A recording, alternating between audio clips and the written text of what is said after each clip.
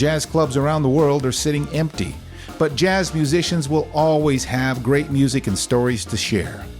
And since jazz fans aren't able to get out to hear great music, we will deliver jazz to you at home.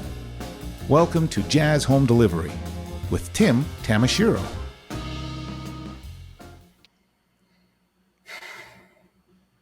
Well, this is Jazz Home Delivery. Welcome, everybody, to our little show where we take jazz musicians from their homes and deliver them to your homes so that we can kind of deal with this whole COVID thing a little bit more easier. I sure hope you're having a wonderful day. It was sure sunny and beautiful here in Calgary. We're part of the JazzYYC TD JazzYYC International Jazz Days. It's a 28-day-long jazz festival done virtually. The only jazz festival that's actually going to happen, as far as we know, so far in Canada. And really pleased to be a part of that. And thank you very, very much for joining us this evening. We have a couple of friends waiting in the chat room right now, and we've all poured ourselves cocktails. We'll show you what our cocktails are here in a second. They're all reaching for them. We have Tina Hartt and Mark Limacher.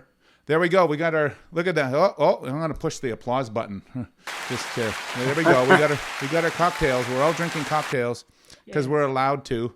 Tina, welcome. Thank you for coming. What are you drinking this evening?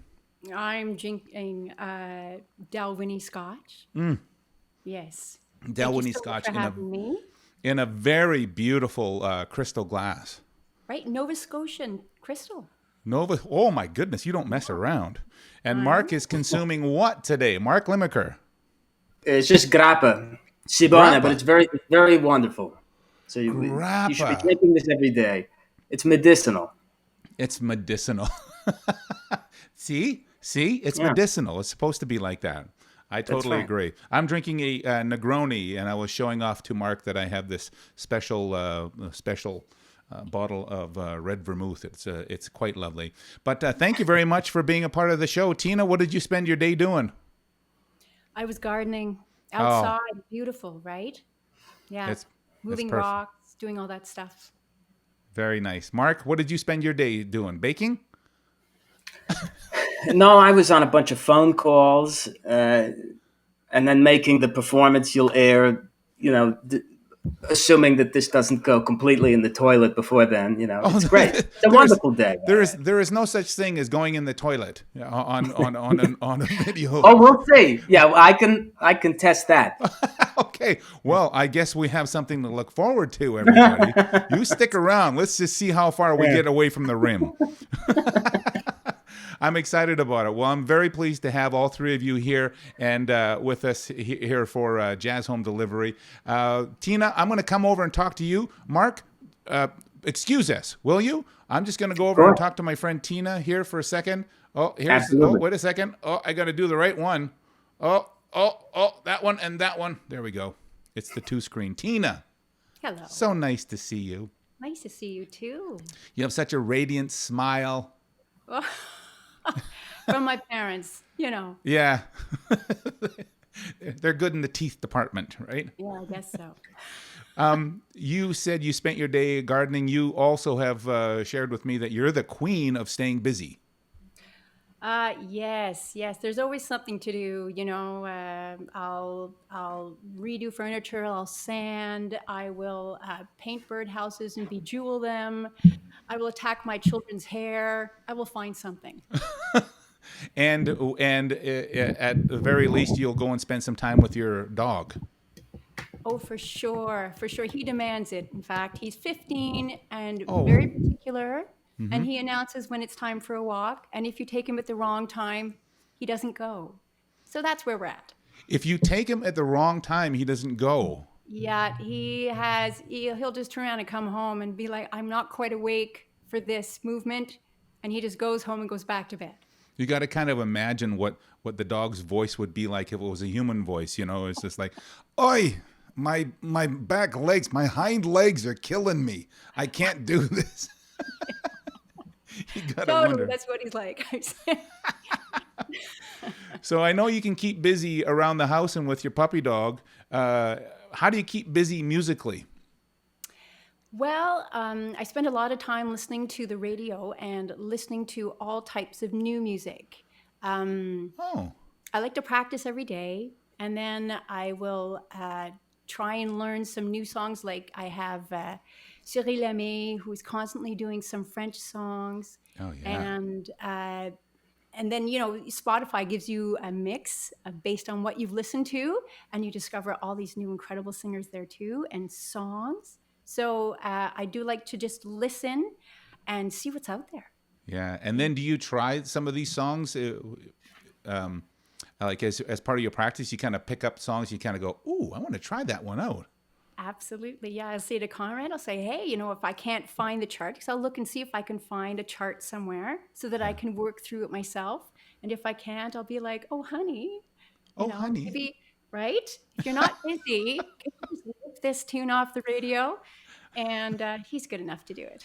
Conrad Pluto is sitting just off a screen. He's the silent but strong type, but he's sitting at the piano. Oh, nice touch, nice touch. Right? He's there for us. He's going to be performing with Tina here in just a moment. I want to learn a little bit more about your journey here to Calgary. How long have you been here in Calgary now for? Moved here in 2014. So it's been 6 years already. Yeah. Does it Yeah. feel like 6 years? No, not at all. It's since I've arrived, I've been, getting back into music and just re-exploring that whole field. And for me, it's just, a dream come true. Oh, that's I've been nice. loving every minute of it, and, having more time to spend with my kids. And it's, yeah, I can't complain, And Calgary has a lot of sunshine too, so that's helpful. isn't it? Yes, I love it. We're bragging about our hometown here. Why not? Yes, I'm dying to hear you sing, and you're gonna do 3 short little numbers here for us during the show, and we're thrilled about that. I wonder if you might be able to jump into your first song, which is Nuage. Why is this particular song special to you? This song, so I was asked to do a gig and they asked me to sing the song Nuage. And I remember I was like, I couldn't find the lyrics. But as it turns out, it is a Django Reinhardt tune, and it's the same song as It's the Bluest Kind of Blues, but there's French lyrics, which is called Nuage. And, the English and the French lyrics are nothing at all alike. They are not the same content whatsoever. This one is all about clouds. And I love it because the melody particularly is very slinky. It's the best way to describe it. It's a Slinky. beautiful melody. So when I heard it, I was like, I have to do that song. So we're going I to do a bit of scat, and then we're going to actually come into the proper lyrics. So it's called Lovely. Let me Nuage. introduce you because I really want to make this a big thing here. Okay, bear with me. We have part of TD JazzYYC International Jazz Days. Here we have Tina Hartt together with Conrad Pluto. Here they are with their version of Nuage.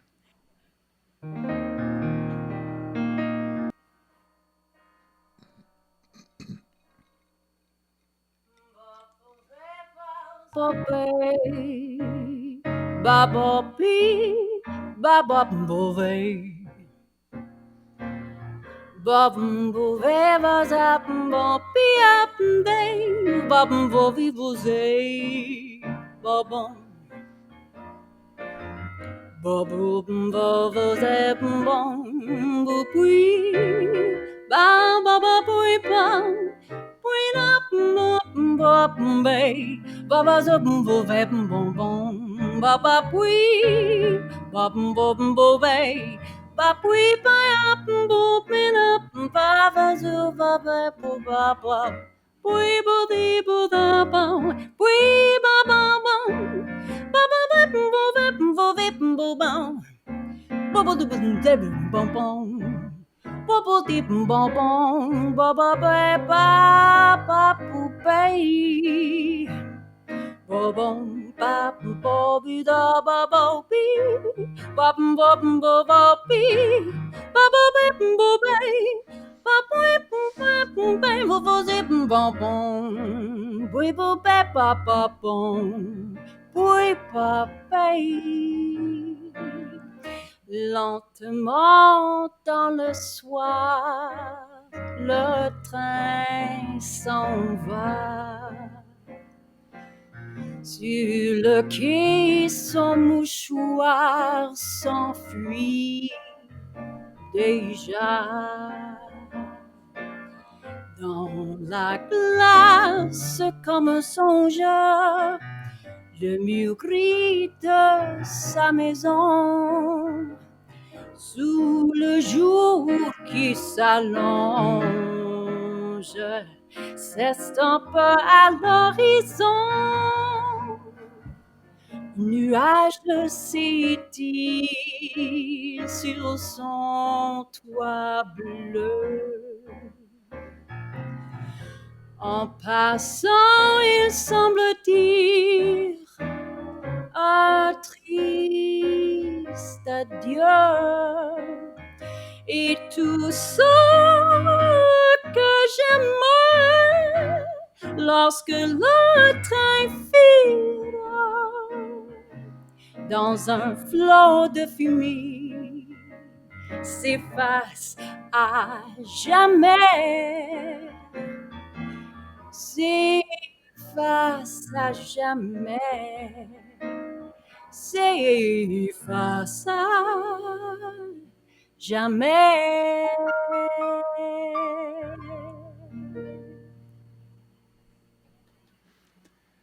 There she is, ladies and gentlemen. I'm pushing the applause button now for you. Thank you. There's so many people over here right now applauding you for that lovely version of Nuage. Tina Hartt, ladies and gentlemen, joining us from her lovely home here in Calgary. Conrad Pluta is playing piano off camera, and thank you very much for that. He was there for us. He's like the who is that? Paul Schaefer of your house. He's always right. Yeah, he's on the money. I'm telling you. You guys could throw some wicked parties. You know, you just sing songs all night. As a matter of fact. Oh. When this COVID is over. Yes. Yes, it's You're happening. Gonna have yourselves a party. I love that. Yeah. You were telling me earlier that when you moved from Toronto to Calgary, you found that your technique was floundering. What did you mean by that?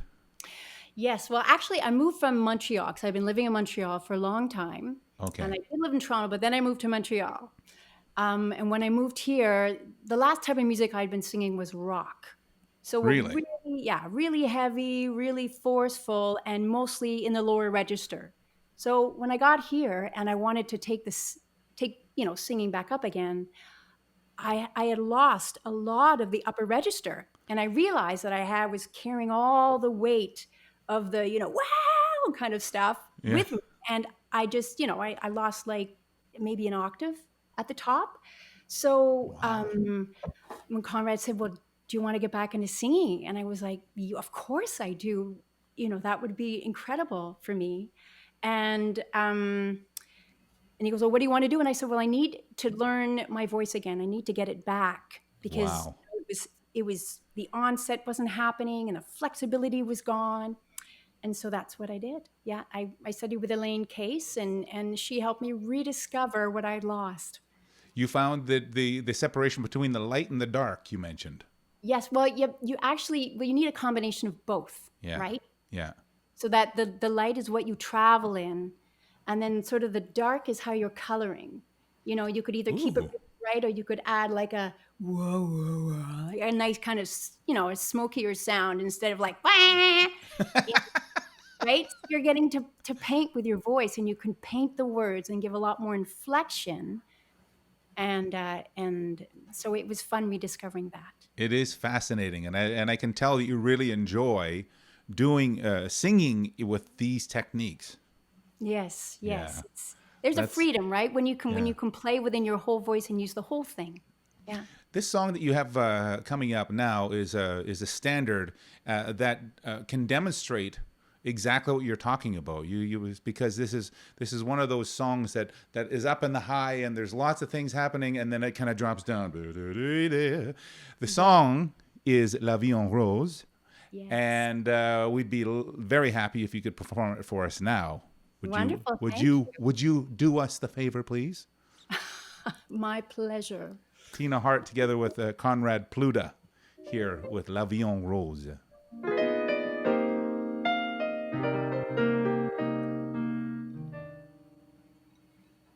Des yeux qui font baiser les miens, un rire qui se perd sous la bouche. Voilà le portrait sans retouche de l'homme auquel j'appartiens.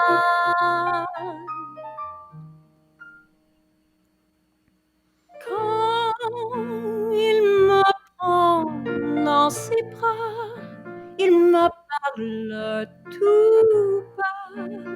Je vois la vie en rose.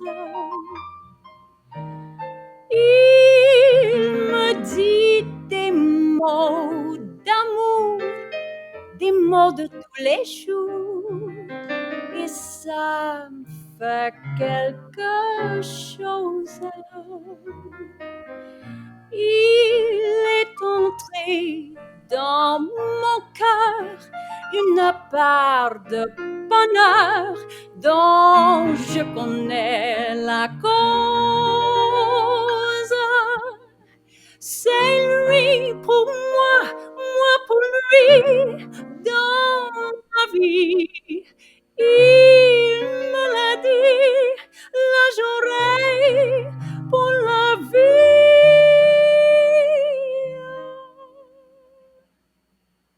Et dès que je l'aperçois, alors je sens en moi mon cœur qui bat.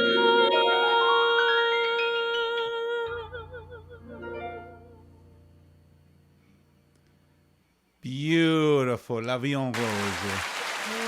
It is just it tastes good to sing those words, right?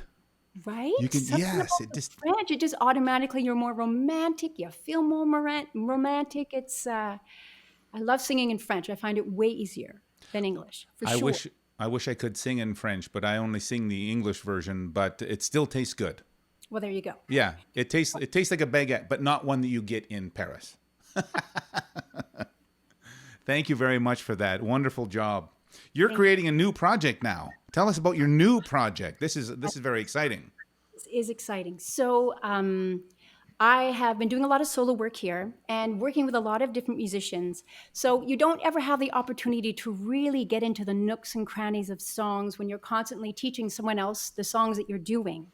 So we are working on a project called Manouche de Jazz, which is gypsy jazz.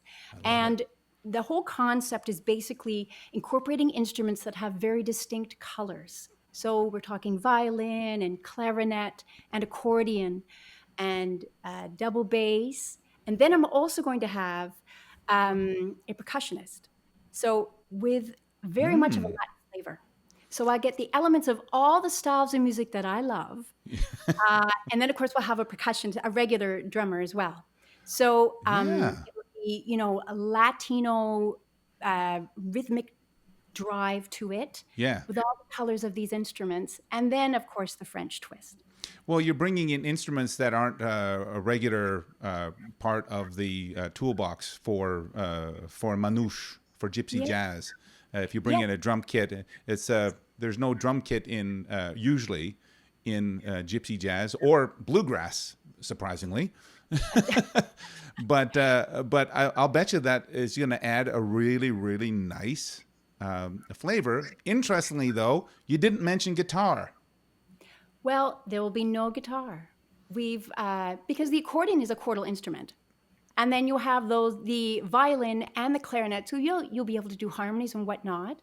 And there, maybe there will be sort of a harmony that the violin, clarinet, and I do, while a counter rhythm with the accordion. There's lots of ideas flying around, and it's all about playing with those colors. That's going to be so interesting. So now this is something that you're looking forward to as things lift. Obviously, you're planning an album, right? Planning an album, and I would love to tour. Right? I want to take this group and tour once we really get like familiar with the songs, and then everyone starts to play a little bit more with their instruments, and yes. So hopefully COVID doesn't last forever, and we'll have a chance to do it. It's all a guessing game at this point, isn't it? Yeah. Your husband Conrad Pluta is going to do the arrangements for your new project. That's exciting. It's a family band, ladies and gentlemen. Right, totally. Yeah, I mean, he's going to play accordion too until he can't. And then, until he can't.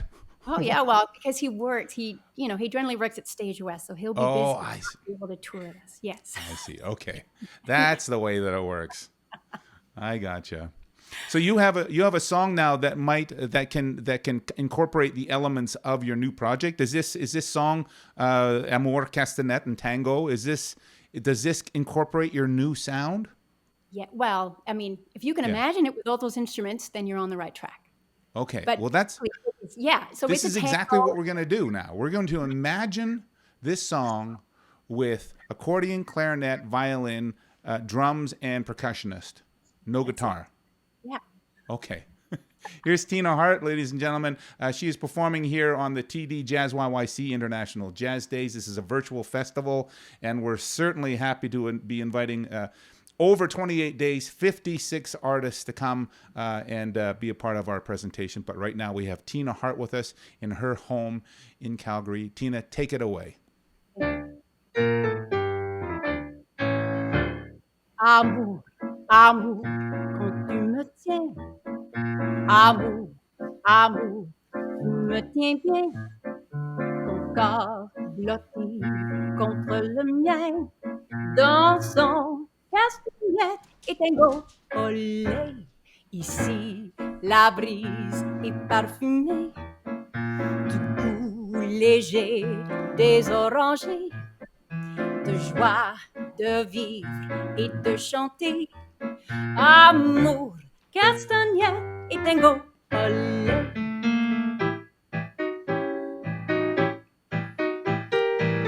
La vie nous invite aux aveux les plus caressants.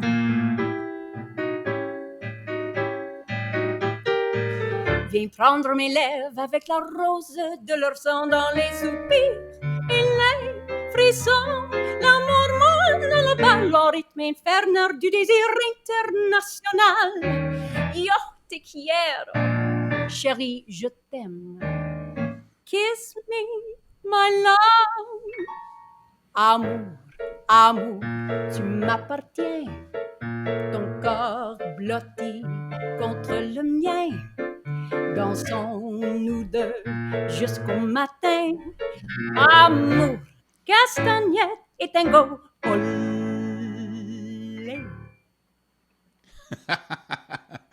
There she is, Tina Hartt. Oh, I'm pushing the applause button for you. And you know what?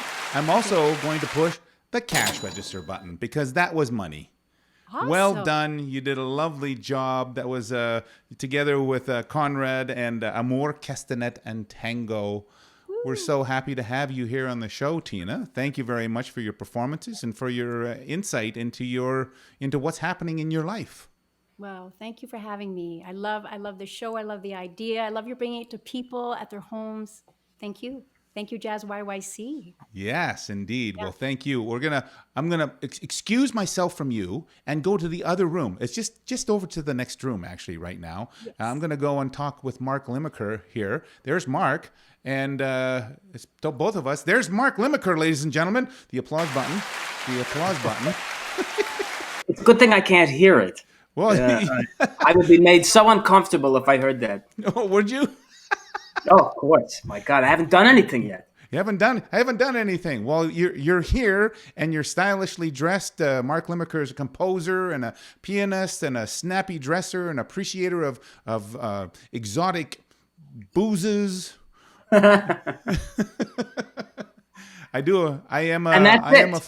are the only things. Yeah. Well, those are the only I could list right now. I mean, there's literally. I'm suggesting that those are the only things. Oh, that is the entirety of my subjectivity. encapsulated right there. Now, this is the first time that you and I have talked face to face per se. We've chatted on the phone. I'm sorry I haven't gotten a chance to come out and see you perform, but I understand that you're a very classy dresser. Well, I think an appreciation of fine textiles is very important because it's a metaphor in some ways. The closer you pay attention to weave and thread count and the appearance of fabric, the more you start to acknowledge the massive imperfections in the superstructure of society generally. And so why not pick textiles and fabrics that you also can begin to admire the humanity of? Because the clothes made by human beings are full of all of the wonderful imperfections that people bring, to creative activity. Yeah. So yeah, well, it's art. Whether or not it looks nice, I don't know. But sure. I'm sure it looks nice. I appreciate that you have a sense of style, and in fact, at some point in time, I'm going to come and get some tips from you in person because I could use some help. Mark, you told me yesterday that you have a very specific point of view about what is happening now as far as COVID and our steps forward. Your point of view is, as you've indicated to me, you're abandoning hope as a positive and moral act. But you are also careful to point out that it's not despair, it's uncertainty. Can you tell me a little bit more about what you mean by that? So if we start from the beginning, we use the word hope very loosely and very ill-defined in our casual speech. We use it, for example, in this context to mean too many things all at once, half of which are delusional projections of fantasy on a kind of scrim that we pretend isn't there. And then there's hopes that are, I think, more just, expectant longings for certain things to return to our day-to-day experience, some of which are totally normal and I think healthy. For example, longing to be in the same actual room as a human being that you care about. Yeah. That's fine. But to use the word hope to me starts becoming meaningless because, and I say this somewhat facetiously, but many of the things I have hoped for in my life have not only not come true, but led to unbelievable personal catastrophe. So of course, but that would be true of you too. Drink. Okay. Yeah. Because hopes are delusions.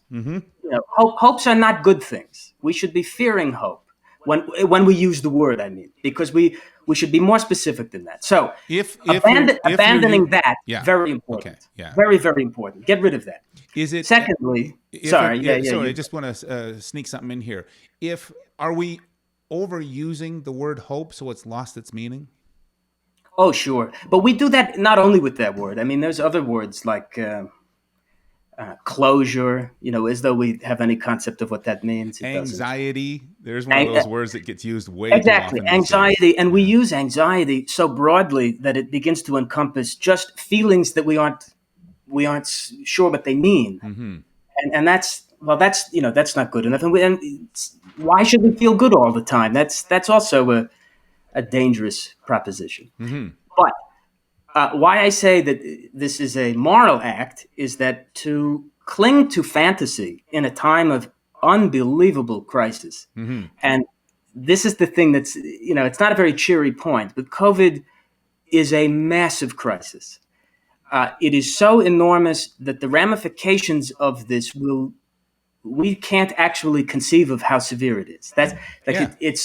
It is so far outside our scope of immediate experience that horrible things are going to be down the road for 10 years, probably minimum.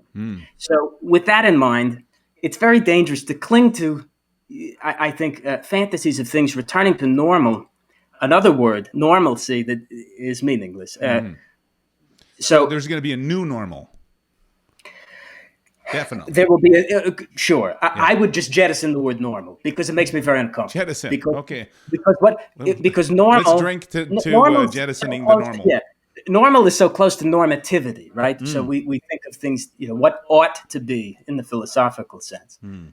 Well, that's that's a very bad thing if we consider the world that we have just left, the injustice that ran through our world 2 months ago. Egregious, egregious. So in that sense, I choose, God forbid we should go back to that. The fear is, of course, that we will emerge into a world of even more injustice and a even more horrible escape. But that's also uncertain. So now we come to this end. Yeah. Uncertainty is just that. We human beings handle this very badly, I think, myself included. By the way, I'm not above any of these things I'm talking about. Uncertainty brings about all sorts of other delusions and fantasies and so on, because we start clinging to new projections that we're throwing out in order to counter the angst that it causes in us. Okay. But that's dissimilar from despair, because So how nothing has happened. How does this relate then in terms of a performance, being a musician, being an artist? Now, here we Sure. go. So, I'm sure you have experienced similar conversations to this. Most of my friends happen to be in the arts, be they actors or musicians or dancers and so on and so forth. There's a tendency to talk about, okay, once this is all over and everything will open back up and we'll get back to work, everything's fine. That's, despite uncertainty reigning, and I insist that that is true, the likelihood that any of those things will reopen sufficiently quickly in order to experience any kind of getting back to work, that's a cause for tremendous angst. Heartache? That is not likely to happen, and that's not likely to happen soon enough for it to be a relevant point of concern. 50 years from now, absolutely. Half a century from now, none of this will even really be thought of. Okay, so that's a point of perhaps, I don't know, you could call that hope. I'm not sure. So I sense that on one end, that we talk as though all of this will wrap up fairly soon and everything can begin again. And then the other thing is, in this interim period, there's a sort of exuberance for exploring online material, as though this is the same. And I say that very specifically because so often we make jokes about, say, for example, what we're doing right now. Yeah, I was going to say, like we're doing right now. Yeah. And I mean no disrespect to anybody, but what we're doing right now is very fascinating because we can joke about how it's over the internet. It's imprecise. It's the sound is, and again, I'll talk about me. This direct all of the critique and hate towards me. But like the thing I made, for example, that should you play it later, you'll see. It's a bad camera angle because my apartment isn't set up to film. Secondly, all I have is an iPhone to film, so I have to be very specific of where to put it. So the angle, I look jowly and terrible in it. You look good. And to record sound in here is also kind of a mess. And so I've produced something the best I could, and the truth is it's not good. Oh. You want to hear mute? No, but that's fine. That's part of the letting go, is that it's not the same and it cannot be the same because this is not performing any longer. This is a new activity that we don't know much about because we actually don't have access to the same kind of technology that we think we do. My iPhone, for as good as it does a job of recording, the truth is it sucks and it doesn't come close.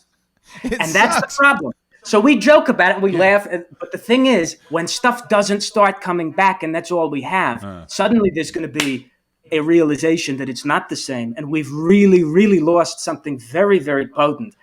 And that's why I think the scary thing is many of us, myself included, are going to have to find, I think, many other ways to occupy ourselves, perhaps even professionally. And what might that be? What might that be for you? Who's to say? I mean, here's the problem. I made a joke to you on the phone yesterday about I should become a baker or a dishwasher.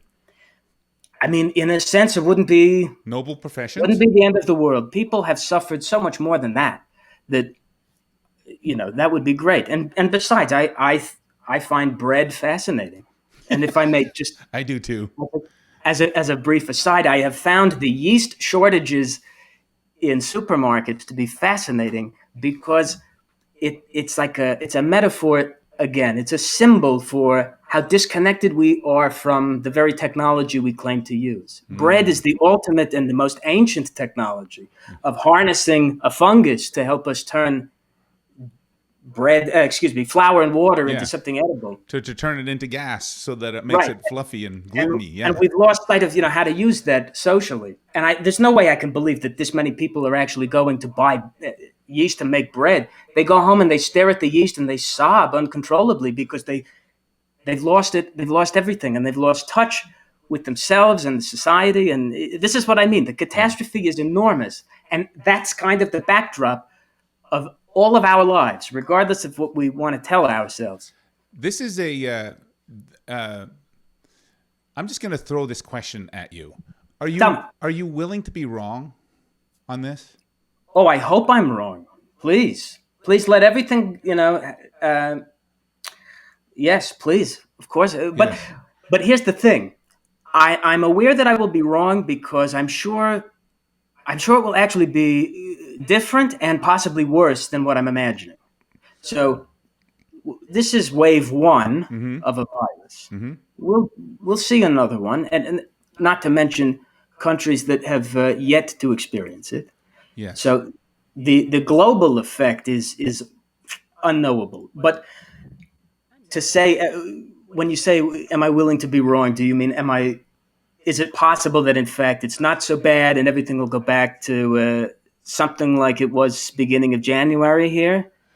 Probably not to the beginning of January. Yeah, I agree that it's going to take time, and I think the my own gut says that the vaccine is going to be the game changer for people being able to come and get back together. I just read a report, incidentally, that 80% of Americans say they would not attend a sporting event or a theater or a concert event until there is a vaccine. Yes. So.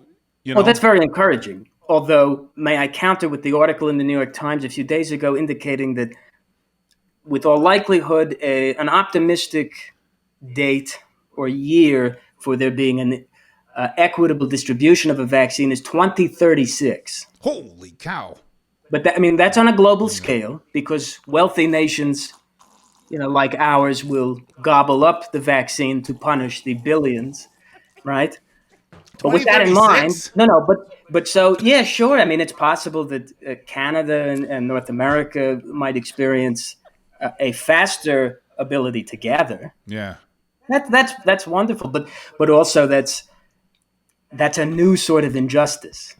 Yeah. But it's important, I think, to bear all of these things in mind because as a performing artist who cannot do that any longer, I think clinging to fantasies about it coming back sooner than later are dangerous. And I think that it is worth remembering something else, if I may add, that we talked about yesterday. Sure.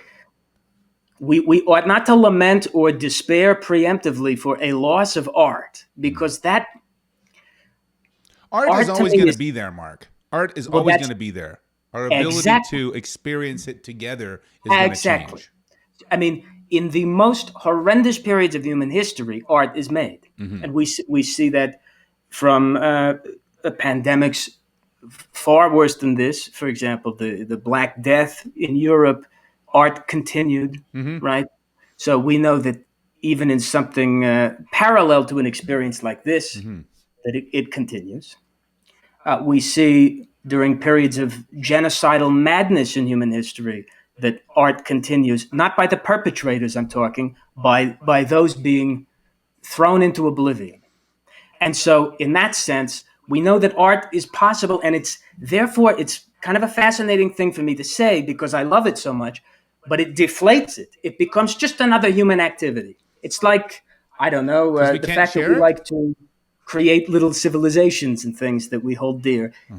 Anywhere you find people, you'll find it. So we ought not to lament preemptively a loss of art. That will continue. But the large-scale institutions that we have reified in our history to be so potent and become themselves symbols of art. They may not survive, I don't know, but also that you must let go of that. It's a sad thing, but you must say goodbye to a great deal of things, probably. Yeah, let's see But what that is let's not see to what say art happens. disappears. Which it's going to be. I don't want to use the word pity or even the word shame. It would be a tragedy if this is the actual case, because I mean, you're a wonderful musician and you're a wonderful performer and you're a wonderful composer and whatnot. And I hope I am sorry to use that word, hope. No, that's But I, no. but I dream of a day where people can actually even experience what it is that you deliver on an ongoing basis. In fact, you know what, Mark? I don't Yeah. mean to cut you off, but I do No, really no. want to let you. I really do want to hear this performance that you created for us earlier today, because it's beautiful. It's called Otera Adio, is it? Yeah. So I'll just set this up a Yes, little, which is to please, say because the it has a podcast story. that Yeah. the podcast I made for JazzYYC, which will be released sometime after the 7th. I don't know precisely when, but throughout it, I TBD. use as a score, so to speak, Yeah. improvisations and different settings on the theme from the final scene of Aida. So the opera, not this other thing that I don't know anything about. So at the end of Aida proper, Aida and Radames are being buried alive, and they sing this beautiful duet, O Terra Addio, Goodbye World. And it's a fun theme. It's a lovely theme. Okay, and with that in mind, I also think it's appropriate because we are having to say goodbye to a world that we still think is there. Yeah. The shock is not worn off, but 5 years from now we'll know it's gone. But in I that promise sense, you. I what's promise that? you. I promise you. There's beauty in this song, regardless Oh of no, the that's message just that might be I couldn't agree underlying. more. Yeah. Oh no, I adore it. It's a beautiful aria, and please subscribe to the Metropolitan Opera. You can watch the 5 different versions of it and listen to 20 more. Anyways, Here, that's the theme, and it's me. I just thought I would. You asked for a short clip.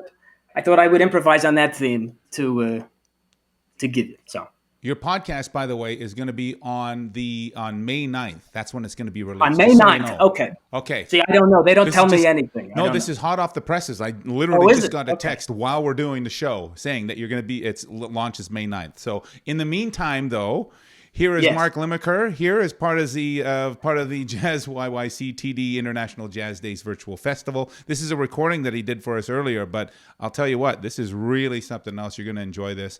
Here's Mark with Otera Dayo. Jazz clubs around the not that world are one. sitting empty. Oh, Bear with me.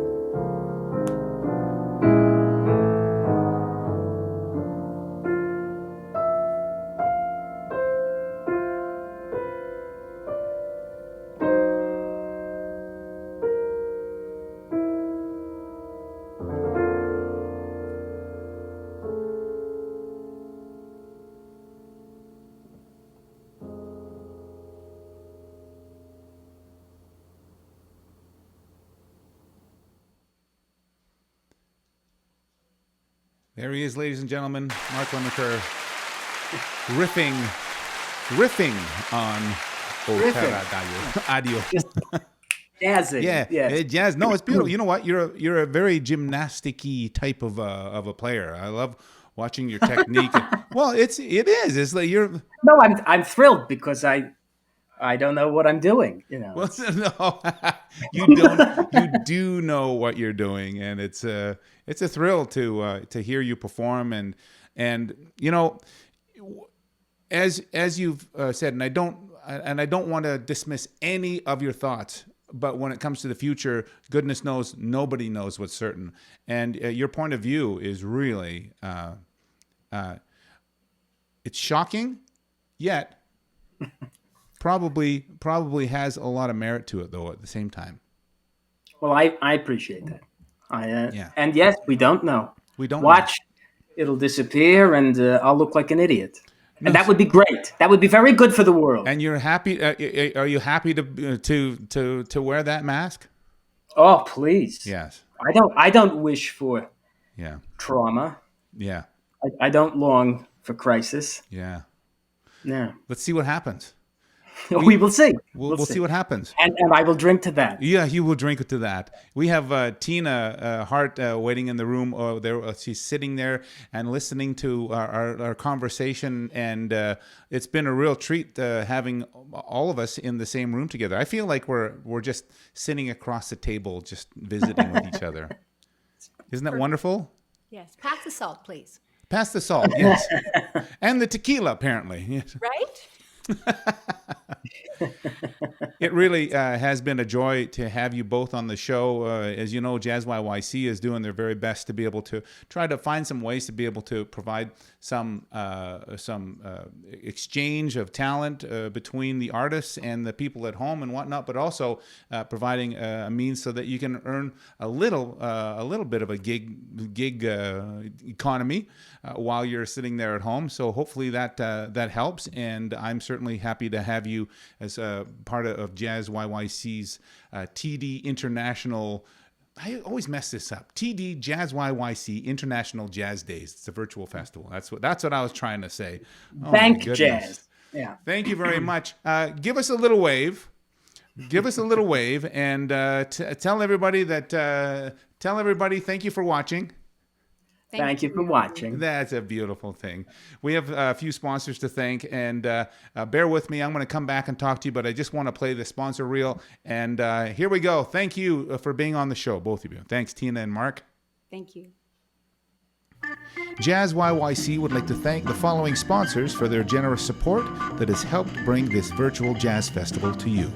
TD, Jazz Home Delivery, the City of Calgary, Alberta Foundation for the Arts, the Government of Canada, Calgary Arts Development, Inglewood BIA, CKUA Radio, Calgary Public Library, CADME, the Coalition for Music Education Music Monday, Studio Bell, home of the National Music Center, Decidedly Jazz Danceworks, and the Music Mile. Thank you. If you've enjoyed this broadcast, please subscribe to this page, and if you want to receive more information about this or any of JazzYYC's other upcoming programming, please visit jazzyyc.com and become a member.